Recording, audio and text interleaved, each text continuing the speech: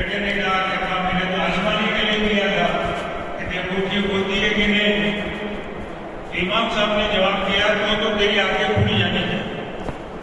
اللہ کے نبی صلی اللہ علیہ وسلم کی حدیث اور اس کو تو آزماتا ہے یہ آزمانے کے لیے ہے, یہ تو یقین کے ساتھ عمل کرنے کے لیے. یہ کون کہہ رہا ہے؟ ایک باپ اور ایک امام, بہت بڑے امام ہے. اندازہ لگاؤ کتنا یقین بنایا ہوگا. یہ محنت اس کی ہے کہ ہمارا یقین مضبوط بنے. حضرت ابو ذر غفاری رضی اللہ عنہ کا قصہ آتا ہے جس میں وہ بستی سے باہر رہتے ہیں. حضرت عثمان رضی اللہ عنہ کے حکم سے ایک مرتبہ بیمار ہوئے. ان کی بیوی نے کہا کہ موت تو ہر ایک کو آنی ہے, لیکن آپ کی موت واقع ہوئی تو میں اکیلے عورت کیا کروں گا جنگل میں. نہلانے کا مسئلہ, کفن کا مسئلہ, قبر کھودنے کا مسئلہ, جنازے کی نماز, دفن کرنے کا مسئلہ. حضرت ابو ذر رضی اللہ عنہ نے فرمایا کوئی گھبرانے کی بات نہیں, میرا انتقال ہو جاوے تو مجھے چادر اڑا دینا اور راستے پر جا کر کھڑی ہو جائے. ایک راستہ کوفہ سے مکہ جاتا تھا, کچا راستہ. ایک قافلہ آئے گا, ان قافلہ والوں سے کہنا کہ ابو ذر غفاری رضی اللہ عنہ کا مکان ادھر ہے اور ان کا انتقال ہو گیا. تو وہ قافلہ والے جو ہے کفن دفن کریں. ان کی بیوی نے کہا کہ راستہ جو ہے سناٹا پڑا ہوا ہے اور حج کے دن اتنے قریب آ گئے ہیں کہ اگر کوئی قافلہ جاوے تو حج کے دن حج نہیں مل سکتا, تو کسی قافلے کے آنے کی امید بھی نہیں ہے. آپ اتنا یقین کے ساتھ میں کیسے کہتے ہو قافلہ آئے گا اور وہ کفن دفن کریں گے. حضرت ابو ذر غفاری رضی اللہ عنہ نے فرمایا کہ ہم 10 صحابہ اللہ کے نبی صلی اللہ علیہ وسلم کے مجلس میں بیٹھے ہوئے تھے. اللہ کے نبی صلی اللہ علیہ وسلم نے یوں فرمایا تھا کہ تم میں سے ایک تنہا زندگی گزارے گا اور تنہا اس کو موت آئے گی اور اس کے کفن دفن کے لیے جمع رہے. میرے 9 ساتھی جو تھے کسی نہ کسی بستی میں ان کا انتقال ہوا. میں اکیلا وہ آدمی ہوں کہ تنہا جو ہے جنگل میں زندگی گزار رہا ہوں اور میری موت کا وقت قریب آ گیا ہے. میں یقین کے ساتھ میں کہتا ہوں آدمی میں ہی ہوں. یہ یقین بنایا تھا صاحب. آدمی جو اپنی جان مال لگاتا ہے اور در بدر کی ٹھوکرے کھاتا ہے, اللہ اس کے یقین کو مضبوط بناتا ہے. سراقہ بن مالک ایک آدمی تھا مکہ میں, بعد میں تو صحابی بن گئے. اپنے دوستوں کے ساتھ گھر کے باہر آمدے میں بیٹھے ہوئے تھے برآمدے میں, اور ایک آدمی نے آ کر خبر دی کہ میں نے ایک چھوٹا سا قافلہ دیکھا ہے دریا کے کنارے جاتے ہوئے, اور میرا غالب گمان یہ ہے کہ یہ محمد صلی اللہ علیہ وسلم اور ان کے ساتھی ابو بکر. تو سراقہ بن مالک نے جو ہے بات کو ٹال دیا, اس لیے کہ بڑا انعام رکھا تھا ہمارے نبی صلی اللہ علیہ وسلم کو پکڑنے کا, ان کے گردن لانے کا. نعوذ باللہ 100 اونٹوں کا انعام رکھا تھا. جنہوں نے کلمہ نہیں پڑھا تھا ہر ایک کی تمنا یہ تھی کہ یہ موقع مجھے ملے. تو سراقہ بن مالک کو جب اطلاع ملی تو اس نے بات کو ٹال دیا کہ نہیں وہ نہیں, ان کی تلاش میں جو قافلہ ہم نے بھیجا ہے وہ ہے. اس کے بعد اپنے باندھی کو بلایا, کان میں کہا کہ میرا گھوڑا جو ہے کھلا جگہ کھڑا کر.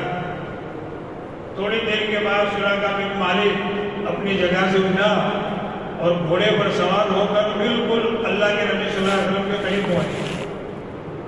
حضرت ابو صدیق رضی اللہ عنہ فرمایا اے اللہ کے نبی صلی اللہ علیہ وسلم یہ دشمن آ گئے.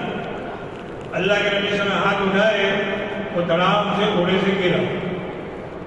اس نے معافی مانگی, لیکن پکی معافی نہیں, کچی معافی مانگی. پھر اس کے بعد جو ہے وہ اپنی فال وغیرہ دیکھی تو فال میں یہ آیا کہ حملہ نہیں کرنا چاہیے. دوسری مرتبہ دیکھا تو اس میں بھی وہی آیا کہ حملہ نہیں کرنا چاہیے. تیسری مرتبہ میں وہی کہ حملہ نہیں کرنا چاہیے، لیکن ایک لالچ، اس نے پھر حملے کا ارادہ کیا۔ اللہ کے نبی نے ہاتھ اٹھائے، آرام سے گھوڑے سے گرا اور اس کے گھوڑے کے پاؤں میں زمین میں دھس گئے۔ اب کی مطلب پکی معافی مانگی، یا محمد صلی اللہ علیہ وسلم مجھے معاف کر دو، میں واپس جاتا ہوں اور راستے میں جو ملے گا اس کو میں کہہ دوں گا میں تو دیکھ کر کیا وہاں کوئی نہیں۔ جو قاتل بن کر کے آیا تھا وہ محافظ بن کے جا رہا ہے، اور دنیا میں الٹا ہے، جو محافظ ہوتا ہے وہی قاتل ہو جاتا ہے۔ اس وقت اللہ کے نبی صلی اللہ علیہ وسلم نے ایک بات فرمائی، اس کو سمجھنا ہے۔ اللہ کے نبی صلی اللہ علیہ وسلم نے فرمایا تھا، اے سراقہ، اس وقت تیری کیا حالت ہوگی جب کسریٰ کے کنگن تیرے ہاتھ میں ہو۔ کسریٰ سپر طاقت اور سونے کے جو کڑے ہاتھوں میں بادشاہ پہنتے تھے۔ اب سراقہ بن مالک تعجب میں پڑ گیا کہ کسریٰ اتنی بڑی طاقت والا اور اس کے کنگن میرے ہاتھ میں کیسے آئے؟ لیکن اللہ کے نبی صلی اللہ علیہ وسلم نے بات فرمائی ہے، بالکل ہو کر رہے گے، اتنا یقین ہو گئے۔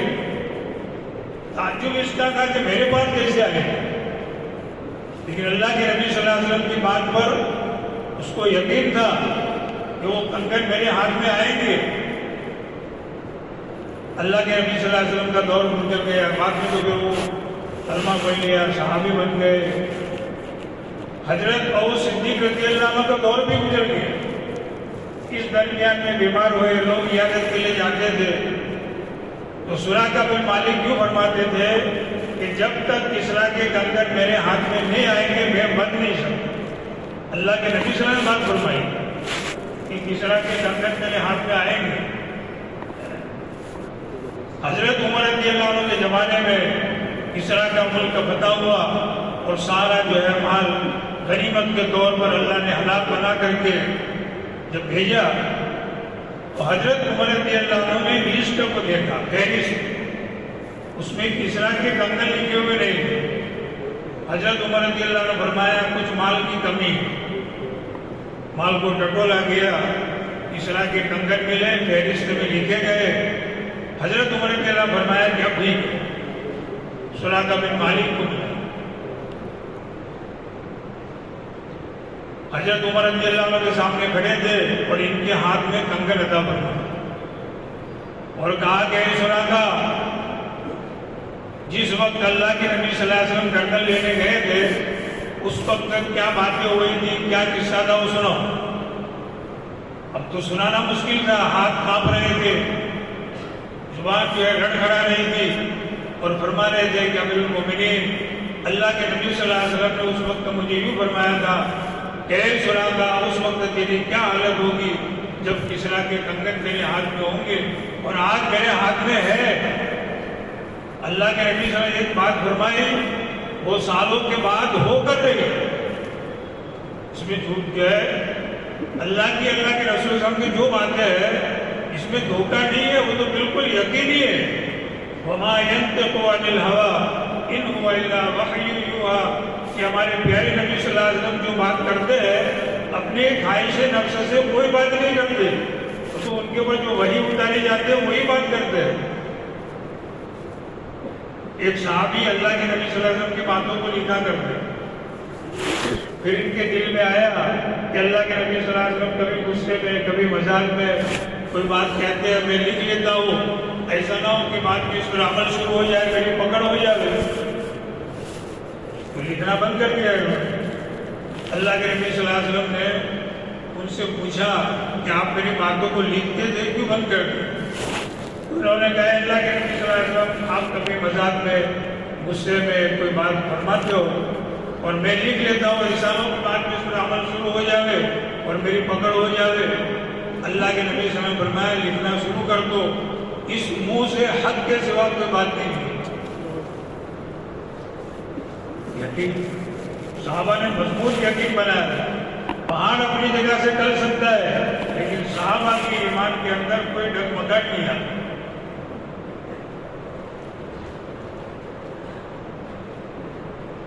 یقین کمزور ہوتا ہے تو عمل کے اندر کمزوری آ جاتی ہے فوراً. ایک مثال کر دیتا ہوں، کسی کتاب میں نہیں ہے، سمجھ نہیں ہے. ایک آدمی کو نوکری کی تلاش ڈھونڈ رہا تھا، ایک فیکٹری کے اندر اس کو نوکری مل گئی اور تنخواہ بھی بہت اونچی، 70-80 ہزار روپے. فیکٹری والے نے کہا کہ 8 بجے سے پہلے یہاں فیکٹری میں داخل ہو جائیں. 25-30 کلومیٹر دور ہو فیکٹری، اگر وہاں جانا ہے تو 7 بجے گھر سے نکلنا پڑے. اب جب 7 بجے گھر سے نکلنا ہے تو 6 بجے اٹھنا پڑے. کپڑے بدلے گا، ناشتہ کرے گا، اور اس کی بیوی کو 5 بجے اٹھنا پڑے. 5 بجے اٹھے گی، ناشتہ تیار کرے گی اور 6 بجے اس کو اٹھائے گی اور یہ ناشتہ وغیرہ کر کے 7 بجے گھر سے نکلے گا. 8 بجے فیکٹری 8 بجے سے پہلے فیکٹری میں داخل ہو جائے گا. برابر جا رہا ہے، کیونکہ اس بات کا یقین ہے کہ مہینہ پورا ہوتے ہی 70-80 ہزار روپے جو ہے تنخواہ ملے. اس یقین کی بنیاد پر یہ مجاہدہ کر رہا ہے، اس کی بیوی بھی مجاہدہ کر رہے ہیں. ایک مرتبہ سواری میں، بس میں اس کا دوست مل گیا، پوچھا بھائی کیا حال چال ہے؟ بہت اچھی نوکری مل گئی ہے، تنخواہ بھی ہے. پوچھا کون سی فیکٹری؟ تو فیکٹری کا نام لیا. اس کا دوست تھوڑا مسکرا ہے. اس نے بھائی کیوں مسکرا ہے؟ کہا کوئی بات نہیں، مجھے بتاؤ. اس نے کہا کہ اس فیکٹری کے اندر میں کام کر چکا ہوں، تنخواہ جو ہے نا ٹال مٹول ہوتی ہے اور کبھی دیتا بھی نہیں ہو مانے. اب یہ سنا تو اس کی یقین کے اندر فوراً کمزوری آ جائے. جو 6 بجے اٹھتا نا، بیوی جب اٹھائے گے نا تو کیا کہے گا؟ کبھی اٹھتا ہوں. معلوم ہو گیا کہ تنخواہ جو ہے وقت میں ملے گی یا نہیں ملے گی. اس کی جو رفتار تھی ہے اس کے اندر کمی آ گئی. یقین میں کمزوری آتی ہے تو عمل کے اندر فوراً اس کا اثر دکھائی دیتا ہے.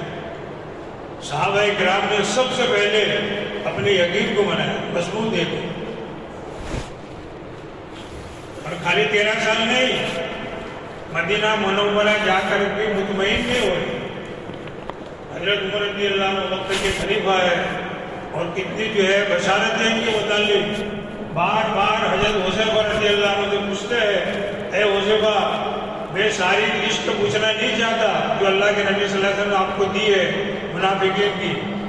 میں تو خالی اتنا پوچھنا چاہتا ہوں کہیں اس کے اندر میرا نام تو نہیں ہے.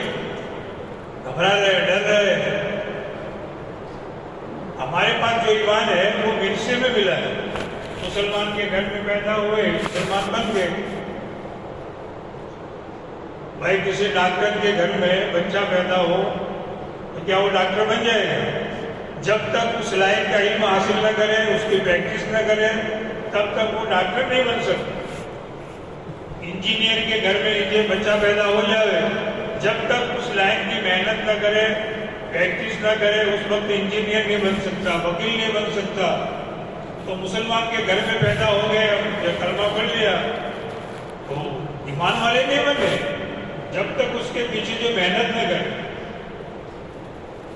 اللہ کے نبی صلی اللہ علیہ وسلم کے بعد دیہات کے لوگ آئے، بدو لوگ، اور کہا کہ آمنا، ہم لوگ ایمان لائے. قرآن کی آیت اتر رہی ہے، قُل لَمْ تُؤْمِنُوا وَلَٰكِن قُولُوا أَسْلَمْنَا. آپ لوگوں نے ابھی اسلام قبول کیا ہے، ابھی جو ہے مومن ایمان والے نہیں بنے. وہ تو محنت کر کے جو کلمہ زبان پر ہے نا، محنت کر کے اس کو جب دل میں اتاریں گے اس وقت پھر ہم مومن بنیں گے، ایمان والے بنیں گے. اس کی وجہ محنت کرنی پڑتی ہے. صحابہ کرام نے بڑی بڑی قربانیاں دی، تب جا کر کے ان کا ایمان مضبوط بنا. ایک بزرگ کے بعد طوطا پوپٹ، اور اس کو کلمہ سکھایا. جب بھی اس کو بلاتے فوراً کلمہ پڑھتا.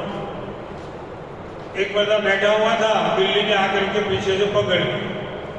تو ٹی کر کے جو اپنی اصلی بولی بول کر مر گئی. وہ اللہ والے تو بے ہوش ہو گئے.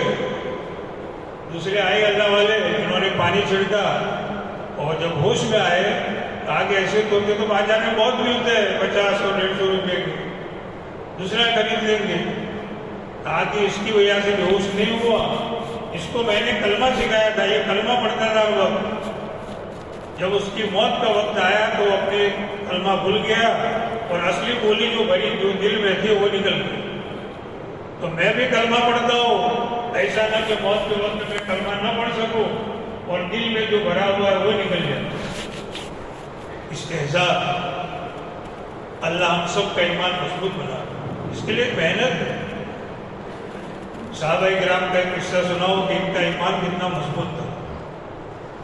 کسریٰ کے ملک میں صحابہ کرام گئے, سپر طاقت. تو کسریٰ نے خبر بھجوائی کہ تمہارے اندر سے ایک کو بھیجو, ہم ان سے سوال کریں, پوچھے ہمارے ملک میں کیوں آئے ہو. تو صحابہ کرام نے مشورہ کر کے حضرت ربیع بن عامر رضی اللہ عنہ کو بھیجا, کہ ٹھنگنے قد کے صحابی تھے, ان کا ٹٹو جو تھا وہ بھی ٹھنگنا تھا, اور ان کے پاس جو آلہ تھا وہ اس کا بھی دستہ ٹوٹا ہوا. صبر کر کے آئے تھے, کپڑے میں میلے کچیلے تھے, سیدھے سادے کپڑے.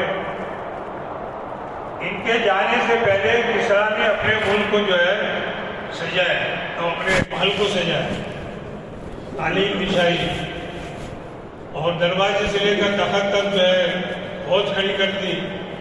ایک پہلوان کو باہر بٹھا دیا تاکہ جو ہے چیزوں کا رعب, پھر فوج کا رعب ان کے اوپر پڑے. صحابہ کرام نے تو ایمان ایسا مضبوط بنایا تھا کسی سے متاثر ہی نہیں ہوتے. حضرت ربیع بن عامر رضی اللہ عنہ گئے تو پہلوان نے کہا کہ تم اندر نہیں جا سکتے. حضرت ربیع بن عامر رضی اللہ عنہ نے کہا کہ میں اپنی مرضی سے نہیں آیا, تمہارے بادشاہ نے بلایا ہے اس لیے میں آیا ہوں, اگر نہ کہتا تو واپس جاتا ہوں, کوئی ضرورت نہیں. اس درمیان میں پہلوان نے پوچھا کہ تمہارے پاس یہ آلہ ہے, اس سے ہمارا مقابلہ کرو گے؟ کہا کہ اس کو مت دے, تیرے پاس کوئی ڈھال, مضبوط ڈھال ہو, لے کے کھڑا ہو جا. وہ پہلوان ڈھال لے کے کھڑا ہوا. حضرت ربیع بن عامر رضی اللہ عنہ نے ایک بار کیا, ڈھال کے 2 ٹکڑے کر. پہلوان سمجھ گیا کہ ان کا مقابلہ نہیں ہو. اس نے کہا کہ اچھا جاؤ. تو جس ٹٹو کے اوپر سوار تھے وہ ٹٹو لے کر اندر جا رہے ہیں. پہلوان نے کہا اس کو مار تو مان دو. کہا کہ نہیں, اس کے اوپر سوار ہو کے جاؤ. متاثر نہیں ہو رہے, فوج ہے, دونوں کے بیچ میں سے جا رہے. قالین بچھا ہوا تھا, وہ ٹٹو کے پیر پھسل رہے تھے. تو ربیع بن عامر رضی اللہ عنہ قالین کو چیرتے ہوئے جا رہے تھے اور یہ کہتے ہوئے جا رہے ہیں کیا بچھا دیا ہے, میرا ٹٹو بھی صحیح نہیں چل سکتا, اس سے تو میری اللہ کی زمین اچھی ہے کہ میرا ٹٹو تو صحیح چل سکتا ہے. جب تخت کے پاس پہنچے ادھر ادھر دیکھا تو کوئی گھوٹا دکھائی نہیں دیا, تو بادشاہ کے ٹٹے کے ساتھ ٹٹو کو باندھا اور سوچا کہ نیچے اتروں گا تو پھر اوپر چڑھ نہیں سکوں گا. وہیں سے کتی لگا کر کے بادشاہ سے کندھے سے کندھا ملا کے بیٹھ گئے. اور بادشاہ سے یوں کہہ رہے ہیں کہ میرے اس طریقے سے بیٹھنے سے تیری عزت جو ہے گھٹ نہیں جائے گی اور میری عزت کوئی بڑھ نہیں جائے گی. بادشاہ نے پوچھا ہمارے ملک میں کیوں آئے ہو؟ چھوٹا تھا بیان, اسلم اسلام قبول کر لو, صحیح سلامت رہو گے.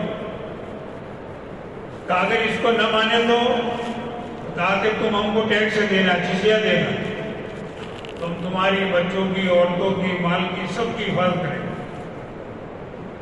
کہا کہ اس کو بھی نہ مانے تو سب کے سامنے ان کے پاس جو آلہ تھا اس کو نکال کر کے بتایا کہ اس سے جو ہے مقابلہ ہے. یہ کون کہہ سکتا ہے بھائی جس کا ایمان مضبوط ہے, کسی سے متاثر نہیں ہوتے. سب سے پہلے اپنے ایمان کے اوپر محنت کرنی ہے, کلمے کو دل کے اندر اتارنا, پھر ہمارے جو اعمال ہے وہ مضبوط ہو جائیں گے. نماز جو ہے جاندار بنے گی, ہمارا روزہ جاندار بنے گا، حج جو ہے جاندار بنے گا۔ صحابہ کرام کی نمازیں 2 رکعت نماز پڑھ کر کے مسئلے کا حل کر لیتے تھے۔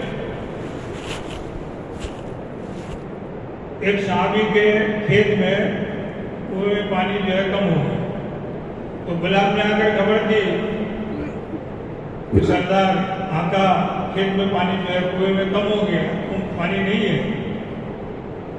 تو غلام کو وہی کھڑا رکھا اور 2 رکعت نماز پڑھی، اور غلام سے کہا کہ دیکھ کوئی بادل نظر آئے کہ نہیں آئے؟ کہا کہ نظر نہیں آیا۔ پھر 2 رکعت پڑھی، تیسری مرتبہ پڑھی۔ غلام نے کہا کہ ایک چھوٹا سا بادل نظر آ رہا ہے کبوتر کے پر کے برابر۔ پھر وہ بادل بڑا ہوا، موسلادھار بارش ہوئی۔ غلام کو گھوڑا دیا کہ اس کے اوپر بیٹھ کر کے دیکھ کر کیا کہاں تک بارش ہوئی۔ غلام چکر لگا کر کے آیا، کہا کہ سردار صرف اپنے بات کے اوپر بارش ہے، کسی اور جگہ پر نہیں۔ 2 رکعت نماز پڑھی، اللہ سے مانگی۔ عبادت میں جاندار، آج ہماری عبادت کھوکھلی ہے، اس میں جان نہیں ہے۔ علم سمجھتے ہیں کہ نماز سے کچھ ہوتا نہیں ہے۔ کوئی شکاری کسی گاؤں میں چلا جائے اور پھر وہ اب اس کے بعد جو آلہ ہے وہ بتاوے کہ اس سے شیر مر جاتا ہے، گاؤں والے کہیں گے شیر کو بعد میں مارنا، سامنے جو کتا بیٹھا ہے اس کو مار کے بتا۔ اب اس نے اس کے بعد جو گولیاں تھی وہ لے کر کے وہ ہاتھ سے پھینکی کتے کی طرف، کتے کو تھوڑی چوٹ آئی، وہ بھاگ گیا۔ گاؤں والے کہیں گے تو کہتا تھا کہ شیر مر جاتا تو کتا بھی نہیں مرا۔ شیر مرتا ہے لیکن اس نے جو مار کے بتایا اس طریقے سے نہیں، وہ تو اس کے بعد جو آلہ ہے اس کے اندر وہ گولی رکھی جاوے، اس کو بند کیا جاوے، نشانہ لگا کر کے پھر مارا جاوے، تو شیر کے ہاتھ میں مر جائے۔ نماز میں جو ہے تاثیر ہے۔ 2 رکعت نماز کے اوپر آسمان سے اللہ کی مدد آ سکتی ہے، لیکن وہ تو نماز بنانی پڑتی ہے، عبادت جاندار بنانی پڑتی ہے۔ ایک صحابی کی سواری بڑھ گئی، دوسرے ساتھیوں نے کہا کہ آپ کا سامان ہماری سواری پر رکھ دو، کہا کہ نہیں آپ آگے چلو میں آتا ہوں۔ 2 رکعت نماز پڑھی اور اللہ سے سواری کو زندہ کرا، اللہ اس کو قیامت میں زندہ کرے گا، مجھے وہاں ضرورت ہے، مجھے تو ابھی ضرورت ہے۔ راجستھان میں اجمیر سے پہلے بیاور پڑتا ہے، بڑا شہر ہے، ہمارے مکاتب چلتے ہیں، میں جاتا رہتا ہوں۔ راولا باڑیا ایک گاؤں ہے، وہاں پر ایک اللہ نور جی تھے، ابھی 1.5-2 سال ہوئے ان کا انتقال ہوا۔ اس بستی میں ایک بڑے میاں تھے، اکیلے نمازی پورے گاؤں میں۔ وہ اناج جب کھیت میں سے اناج کاٹتے ہیں اور پھر اناج کے اوپر بیلوں کو چلاتے ہیں تاکہ وہ دانے جو ہے باہر نکل جائے، اس کو گجراتی میں گانا کہتے ہیں۔ وہ بیلوں کو گھما رہے تھے، ان کا ایک چھوٹا بچہ بیل کے پیروں کے نیچے آگے مر گیا۔ یہ صحیح واقعہ سنا رہا ہوں۔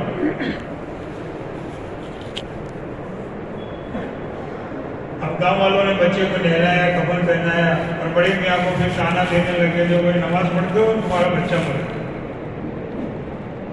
بڑے میاں نے سب کو باہر نکالا اور دروازہ بند کر کے 2 رکعت نماز پڑھی اور اللہ سے یوں کہا کہ اللہ یہ بچہ اگر زندہ نہیں ہوا تو زندگی میں یہ لوگ تانا دیں گے۔ اللہ نے بچے کو کھڑا کر بڑے ہوئے، 80 سال کی عمر میں ان کا انتقال ہوا۔ ان کے بچے سب عالم ہیں، ایک مدرسے کے معتمد تھے، وہ راولا بڑھیا، ہماری ملاقات ہوئی کئی مرتبہ۔ نماز میں تو جو ہے نا یہ تو بہت بڑا ہمارے پاس جو ہے نا ایک خزانے کی چابی ہے، جب بھی ضرورت پڑے 2 رکعت نماز پڑھو، اللہ سے مانگو، اس کو بنانا پڑتا ہے، رکوع صحیح ہو، سجدہ صحیح ہو، نماز میں پڑھنے کی چیزیں صحیح ہو، تب جا کر یہ نماز جاندار بنے۔ ایک صحابی اللہ کے نبی صلی اللہ علیہ وسلم کی مجلس لگی ہوئی تھی، چند صحابہ بیٹھے ہوئے تھے، ایک صحابی آئے، انہوں نے نماز پڑھی اور مجلس میں آ کے بیٹھ گئے۔ اللہ کے نبی صلی اللہ علیہ وسلم نے فرمایا کہ واپس جاؤ، پھر سے نماز پڑھو، تم نے نماز نہیں پڑھی۔ انہوں نے پھر جا کے پڑھ کے آئے، پھر واپس بھیجا، 3 مرتبہ ایسا ہوا۔ چوتھی مرتبہ پھر اللہ کے نبی صلی اللہ علیہ وسلم، میں اس سے اچھی نماز نہیں پڑھ سکتا، آپ مجھے سکھاؤ۔ تو اللہ کے نبی صلی اللہ علیہ وسلم کو نماز سکھائی، رکوع اس طریقے سے کرو، سجدہ اس طریقے سے کرو۔ تو نماز تجھے سیکھنا پڑتا ہے، تب جا کر کے نماز بنتی ہے۔ ایسے حج کو بھی سیکھنا پڑتا ہے، حلال مال سے حج کرنا پڑتا ہے۔ آدمی حج میں گیا لیکن جو ہے حلال مال نہیں ہے، بھائی کا پیسہ نہیں دیا، بہن کا پیسہ نہیں دیا، کسی کا مال جو ہے لے کر کے چلا گیا جو حلال نہیں ہے، وہ حج قبول کیسے ہوگا؟ وہ لبیک کہے گا، وہاں سے جواب آئے گا لا لبیک۔ اس کو جانکار بنانا پڑتا ہے، مجھے کو جانکار بنانا پڑتا ہے۔ حلال مال سے شہری کرنا اور حلال مال سے جو ہے افطار کرنا، اور پورے دن اپنی زبان کی حفاظت کرنا۔ اب پورے دن جھگڑا کر رہا ہے، غیبتیں کر رہا ہے، تو پھر یہ روزہ کیسے قبول ہوگا؟ اس کو جاندار بنانا پڑے گا۔ ایسے زکات ہے، احسان نہ جتاوے، عبادتوں کو جاندار بنا۔ حضرت علی رضی اللہ عنہ کی نماز پڑھ رہے ہیں، پنڈلی کے اندر، ہڈی کے اندر تیل گھسا ہوا ہے، نکال کے نہیں دیتے۔ گھر والوں نے کہا کہ جب نماز پڑھے تب نکالو۔ انہوں نے نماز شروع کی تو حکیم صاحب نے جو ہے تیر کھینچ لی۔ نماز کے بعد جب سلام پھیرا، نماز کے بعد دیکھا کہ مجمع ہے، کہا تیر نکالنے کے لیے آئے ہو کیا؟ وہ تو ہم نے نکال بھی دیا، کہا مجھے پتہ ہی نہیں تھا۔ ایسی نماز اب محنت کرے، اللہ جو ہے آگے لے جائے گا، جاندار نماز بنتی جائے۔ پھر اس کی جو قوت ہے وہ تاثیر جو ہے ظاہر ہو۔ اس کی برکت سے اللہ ہمارے معاملات کو بھی صحیح کرتے ہیں۔ جب دین صحیح طریقے سے ایمان بنتا ہے، عبادتیں جاندار بنتی ہے، تو پھر معاملات صحیح ہو جاتے ہیں۔ آج دنیا میں آسان ہے، کسی کا مکان، کسی کی زمین، کسی کا پیسہ اگر ہمارے پاس ہے نہیں دیتے ہیں، آج آسان ہے جا کر کے ادا کر دو۔ حشر کے میدان میں نیکیاں دینی پڑے گی۔ اللہ کے نبی صلی اللہ علیہ وسلم نے صحابہ سے پوچھا کہ بھائی مفلس کون؟ صحابہ نے کہا یا رسول اللہ جس کے بعد مال و دولت نہ ہو مفلس؟ کہا نہیں، میری امت کا مفلس وہ ہے حشر کے میدان میں پہاڑوں کے برابر نیکیاں لے کر کے آئے، بہت نیکیاں لے کر۔ کسی کا ہاتھ دبایا تو نیکیاں لے کر ان کو دی جائے گی۔ نیکیاں ختم ہو گئی، مطالبے باقی ہے، تو پھر ان لوگوں کے گناہ اس کے اوپر ڈالے جائیں گے۔ یہ آیا تھا نیکیوں کے پہاڑ لے کر کے اور گناہوں کے پوٹلے لے کر کے جہنم میں جانا۔ بنی اسرائیل کے زمانے کا ایک قصہ ہے، ایک آدمی نے زمین خریدی، پیسے بھی دے دیے، لکھائی پڑھائی بھی ہو گئی، اب اس کے اندر ہل چلا ہے تو خزانہ نکلا، بہت بڑا خزانہ۔ اب وہ جو ہے بھر کر کے سواری میں اس کے گھر گیا جس کے پاس زمین خریدی تھی۔ کہا بھائی تیری زمین میں نے خریدی تھی، اس میں سے خزانہ نکلا ہے، یہ خزانہ تیرا ہے۔ اس نے کہا کہ میں نے تو زمین بیچ دی، اب چاہے اس میں سے خزانہ نکلے، کنکر نکلے، جو بھی نکلے وہ سب تیرا ہے۔ یہ لینے کے لیے تیار نہیں، وہ بھی لینے کے لیے تیار۔ اب یہ مقدمہ گیا قاضی صاحب کے پاس۔ اس زمانے میں قاضی ہوتے تھے جج کی جگہ پر۔ قاضی صاحب نے دونوں کی بات سنی، کہا کہ معاملہ جو ہے بڑا ٹیڑھا ہے۔ پھر ان دونوں سے پوچھا کہ بھائی کوئی اولاد ہے آپ کی؟ ایک نے کہا لڑکا ہے، ایک نے کہا لڑکی ہے۔ تو قاضی صاحب نے فیصلہ یہ دیا کہ بھائی دونوں کا نکاح کرا دو اور یہ سارا خزانہ ان دونوں کو دے دو۔ معاملات کے سب وہ لینے کے لیے تیار ہے۔ دنیا میں آسان ہے، معاشرہ پھر ہمارا صحیح ہو جائے گا۔ رہن سہن، کھانا پینا، سونا، ممی، شادی بیاہ۔ آج شادیوں میں کتنا خرچہ ہوتا ہے؟ 2 گواہوں کو خالی بلا دو اور ان کے سامنے جو ہے نکاح پڑھا دو، نکاح ہو گیا، کوئی خرچے کی ضرورت نہیں۔ اور اس میں برکت ہوتی ہے. سنت طریقے سے منگنی ہو، سنت طریقے سے نکاح ہو، ہمارا ہر کام سنت طریقے سے ہو، اس میں جو ہے برکت ہوگی. سنتوں کو لا تو رسم و رواج جو ہے ختم ہو جائے گی. ہمارے ذہنوں میں ایسا پنڈال ہونا چاہیے، اتنا مجمع ہونا چاہیے، ایسے ٹھاٹ کا ولیمہ ہونا چاہیے، تب نکاح ہو سکتا ہے. کئی سالوں سے پہلے سے اس کا بندوبست کرتے ہیں، کتنا ٹینشن لیتے ہیں، قرضہ بھی کرتے ہیں. بہت سے لوگ سود میں ہاتھ ڈالتے ہیں. جب ایک ماحول بن گیا خرچ کرنے کا اور پاس میں ہے ہی نہیں تو آدمی جو ہے غلط ہاتھ ڈالتا ہے اور پوری زندگی بڑھتا رہتا ہے. سود کا ایک درہم اس کا بہت بڑا گناہ ہے. ہر کام کو سنت کے مطابق ہے، اس میں آسانیاں ہیں. حضرت جی مولانا یوسف صاحب رحمۃ اللہ اور حضرت جی مولانا انعام الحسن صاحب رحمۃ اللہ دونوں ایک ساتھ میں سہارنپور میں پڑھتے ہیں کہ وہ ان کا نکاح کیسے ہو. دونوں ہم عمر تھے. جمعرات کے دن حضرت شیخ مولانا زکریا صاحب نے بلایا کہ کل جمعہ کی نماز جامع مسجد میں پڑھنا. اب کیوں بلایا ہے، کیا ہے، کیا کام سونپنا ہے، کچھ معلوم نہیں. جیسے جمعہ کے دن غسل کرتے ہیں، صاف ستھرے کپڑے پہنتے ہیں، وہ پہن کر کے جمعہ کی نماز پڑھنے آ گئے. امام صاحب نے جب سلام پھیرا تو حضرت شیخ نے اعلان کیا کہ بھائی باقی نماز کے بعد 2 نکاح ہو. سنت نوافل سے فارغ ہو گئے. ان دونوں سے کہا کہ آگے آ جاؤ. مولانا حسین احمد مدنی رحمۃ اللہ علیہ دیوبند سے تشریف لائے تھے تو حضرت شیخ نے سوچا کہ اچھا موقع ہے، ان دونوں کا نکاح کرا دیا جائے. مولانا حسین احمد مدنی رحمۃ اللہ نے خطبہ پڑھا اور حضرت شیخ نے اپنی 2 بچیوں کا نکاح ان دونوں کے ساتھ میں کر دیا. لڑکوں کو بھی معلوم نہیں، لڑکیوں بچیوں کو بھی معلوم نہیں، نکاح ہوگی. اب دیکھو اس میں برکت کتنی ہوئی. اللہ نے دونوں کو جو ہے پورے عالم کا امین بنایا. اللہ نے کتنا کام کیا. سنت کے مطابق نکاح ہوتا ہے تو 7 نسلوں تک اللہ تعالیٰ نیک صالح اولاد عطا کرتا ہے. اس لیے ہمارا معاشرہ صحیح ہے. نقش قدم نبی کے ہے جنت کے راستے، نقش قدم نبی کے ہے جنت کے راستے، اللہ سے ملاتے ہیں سنت کے راستے.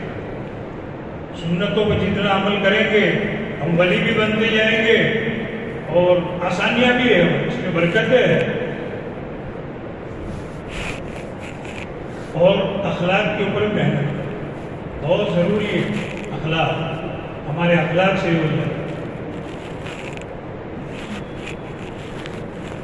اللہ کے نبی صلی اللہ علیہ وسلم کے جو اخلاق تھے وہ ہماری زندگیوں میں آ رہے ہیں. اسلام جو ہے تیزی کے ساتھ پھیلے گا. اسلام جو پھیلا ہے وہ اخلاق سے پھیلا ہے، زور زبردستی نہیں پھیلا، اخلاق سے پھیلا.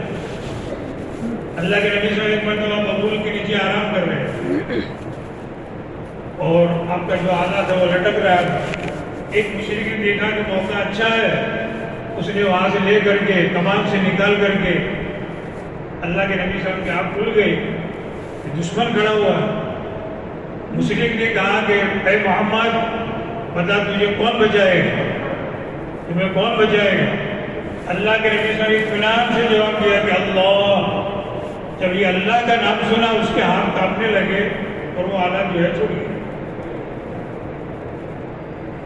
اس نے جو ہے کہا کہ آپ اچھے آلہ پکڑنے والے ہیں. اللہ کے نبی نے اس کو معاف کیا، اس نے اسلام قبول کر لیا. ایک گڑیا کا سامان اٹھا کر اللہ کے نبی صلی اللہ علیہ وسلم لے گئے. ہم سب نے سنا ہے، مزدوری دینے لگے، کہا کہ اس کی ضرورت نہیں. گڑیا نصیحت کر رہی ہے کہ محمد نام کا ایک آدمی ہے مکہ میں، اس سے بچتے رہنا، بڑا شاعر جادوگر کاہن ہے. کہا بڑی ماں محمد میں ہی ہوں. مجھے سنا تو اس کا پسینہ نکل گیا، کلمہ پڑھ لیا. اخلاق کی بہت ضرورت ہے. ہمارے نبی صلی اللہ علیہ وسلم کا ایک قصہ سناؤ. مکہ چھوڑ کر کے ہجرت کر کے مدینہ منورہ تشریف لے جانے والے. آپ کی تمنا تھی کہ بیت اللہ میں 2 رکعت نماز پڑھ.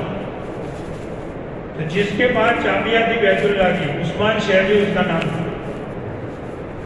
اللہ کے نبی صاحب اس کے بعد گئے. عثمان شہری جو ہے دروازہ پکڑ کے کھڑا تھا. اللہ کے نبی صاحب باہر کھڑے تھے.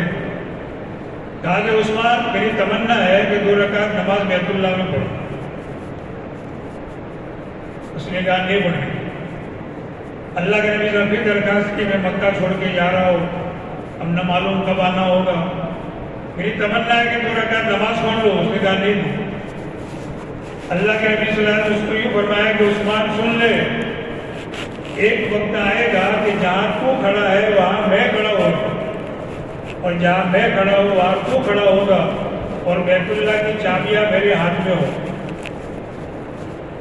یہ کہہ کے اللہ کے نبی صلی اللہ علیہ وسلم چلے گئے. نماز نہیں پڑھنی تھی.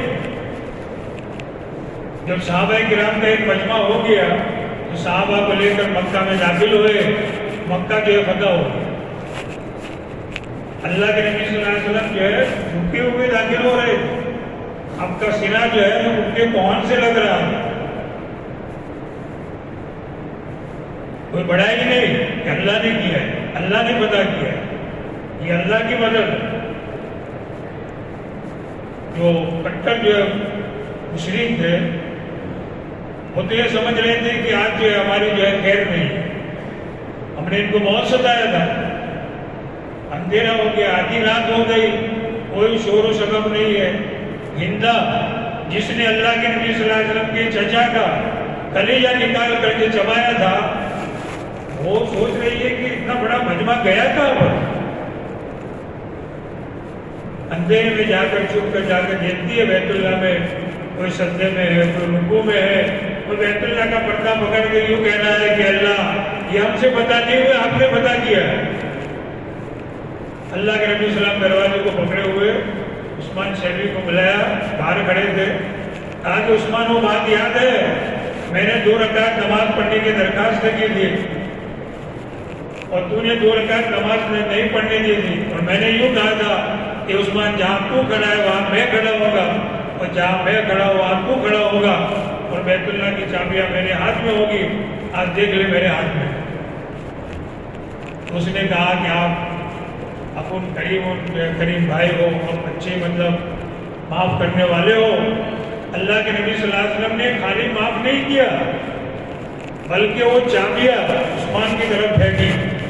کہا کہ عثمان یہ چابیاں پکڑ، یہ چابیاں تیرے خاندان میں قیامت تک چلے. آج بھی جس کے بعد بیت اللہ کی چابیاں ہے وہ عثمان شیبی کا خاندان. اتنا بڑا احسان. یہ اخلاق ہم سنتے ہیں، پڑھتے ہیں، اپنی زندگیوں میں ملا. ہمارے یہاں بناسکانٹھے میں راتن پور ایک جگہ ہے، اور ایک وکیل صاحب تھے کالے خان وکیل، دیندار تھے، مدرسہ بھی چلاتے تھے اور اچھے اخلاق والے.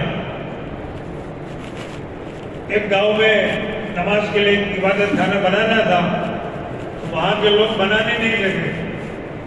کچھ ساتھی آئے وکیل صاحب کے پاس، وکیل صاحب کے عبادت خانہ بنانا ہے، گاؤں والے بنانے دیتے نہیں ہیں. تو وکیل صاحب نے کہا بھائی کوئی چھٹی کا دن ہوگا تو میں آؤں گا.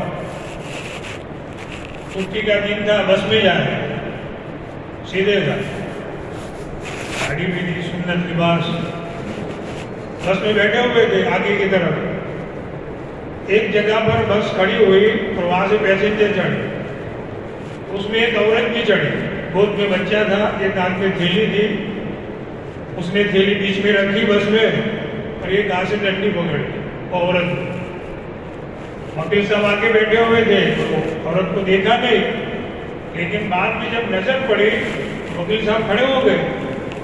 پوری بس جو ہے نا ایمان والے نہیں تھے، خالی وکیل صاحب اکیلے جو ہے ایمان والے مسلمان.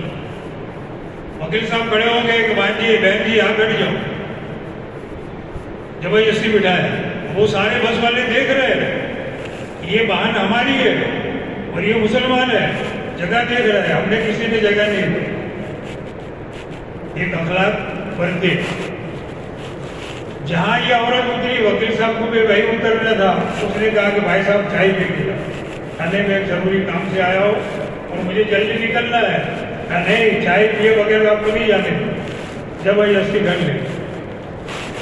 اس لڑکی کا باپ جو تھا وہ سرپنچ تھا اور وکیل صاحب کو جو ہے پہچانتا تھا, جانتا تھا, اور وہی رکاوٹ بنا ہوا کہ بچی نے جو ہے قصہ سنایا کہ بھائی صاحب نے جو ہے مجھے جگہ دی, بٹھایا, حالانکہ بس میں اپنے بھائی بہت تھے, کسی نے جگہ نہیں دی. اتنا متاثر ہوا, اس نے پوچھا کہ وکیل صاحب کیسے آنا ہوا؟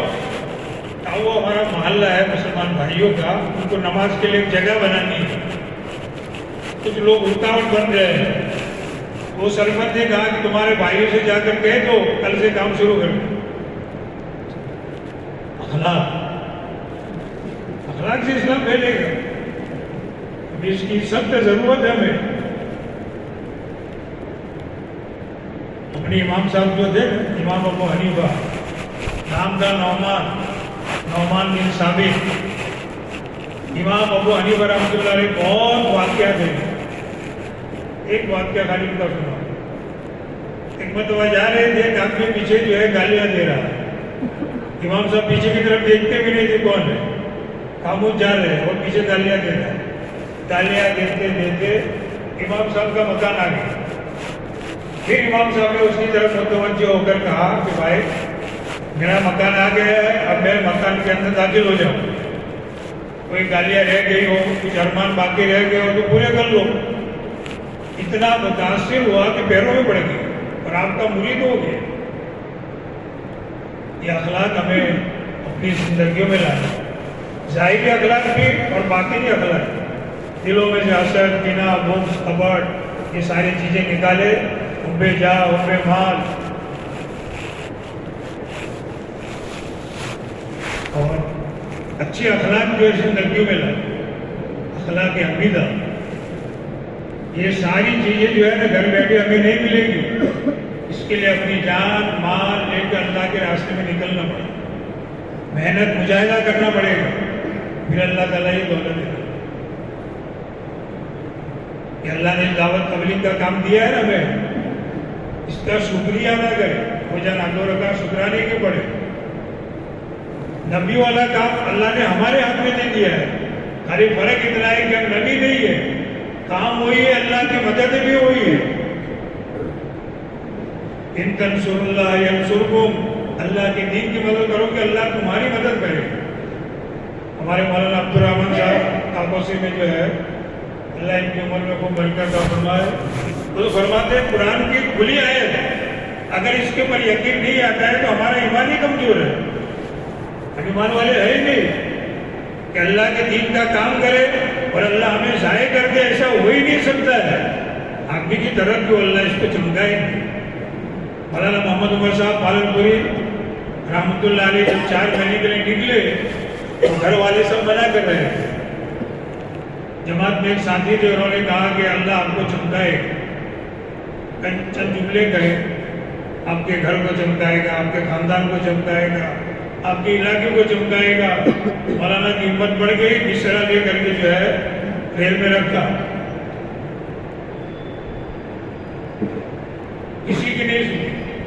اکثر بیانوں میں مولانا فرماتے تھے کہ میں 4 مہینے نکلا تھا, ابھی تک میرے 4 مہینے پورے نہیں ہوئے, اور دعا کرتا ہوں وقت تک پورے نہ ہو.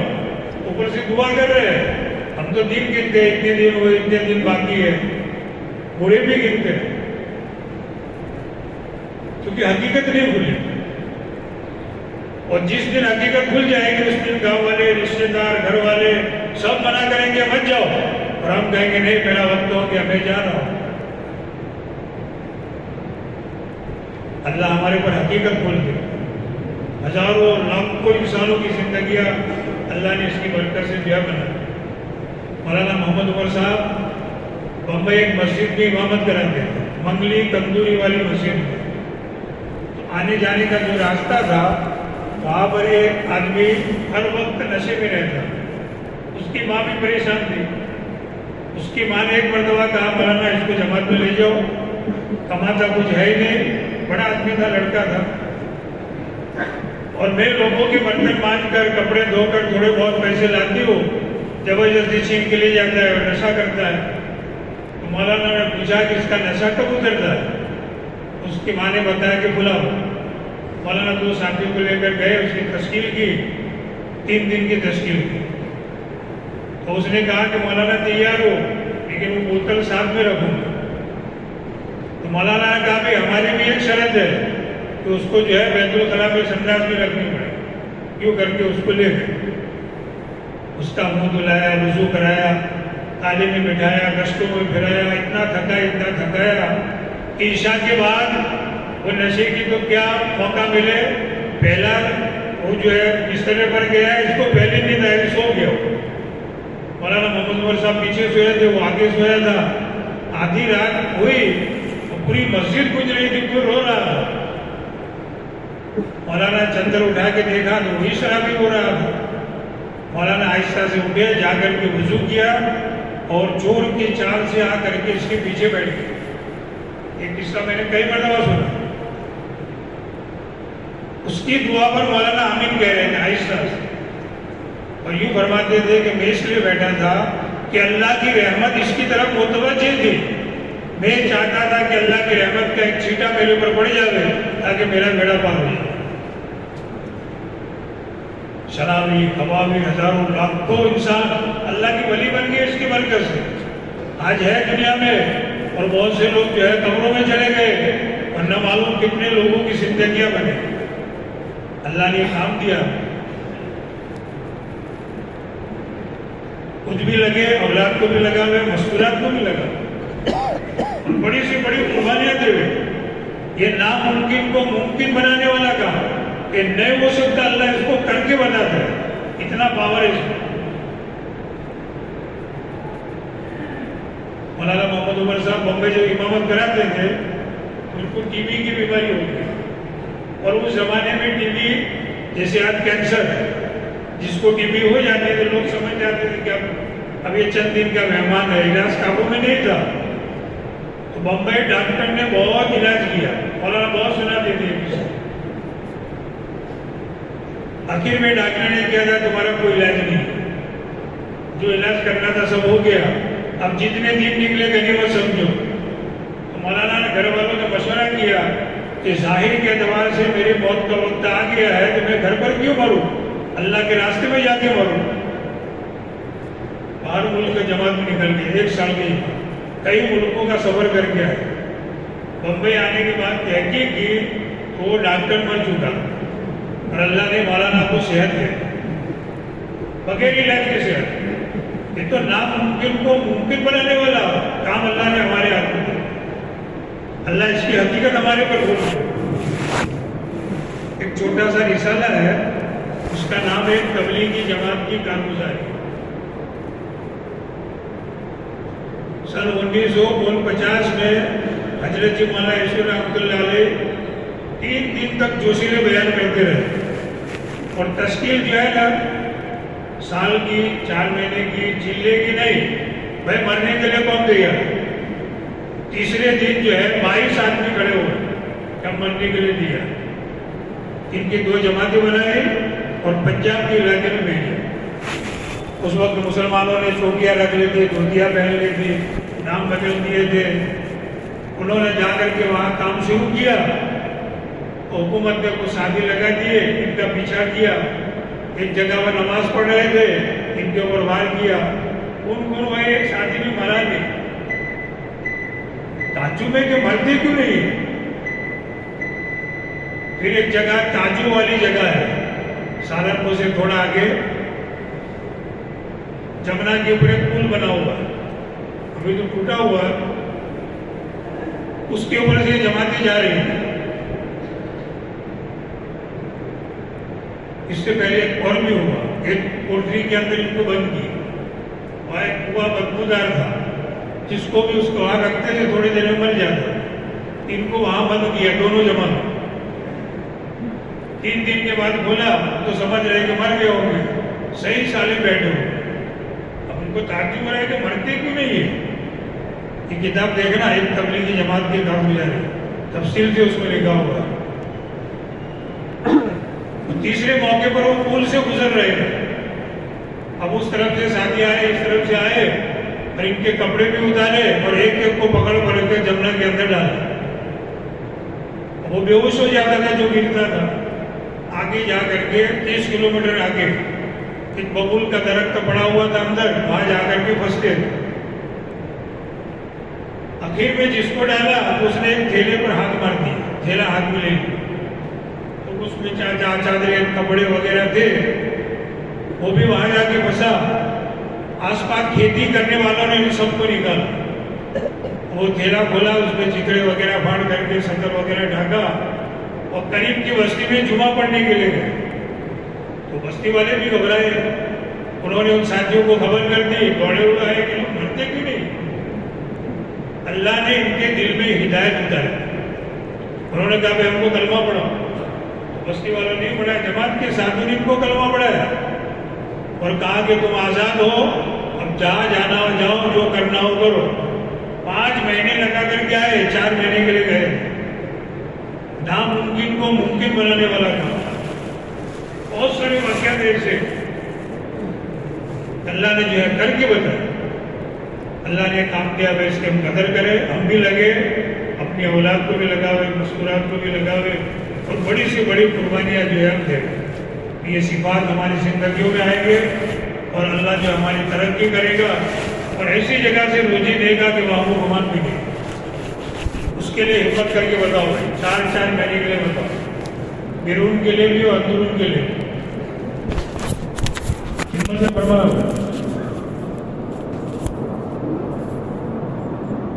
مولانا عمر صاحب سورہ مزمل کے ایک آیت پڑھتے تھے, رب المشرق والمغرب لا الہ الا هو فاتخذہ وکیلا.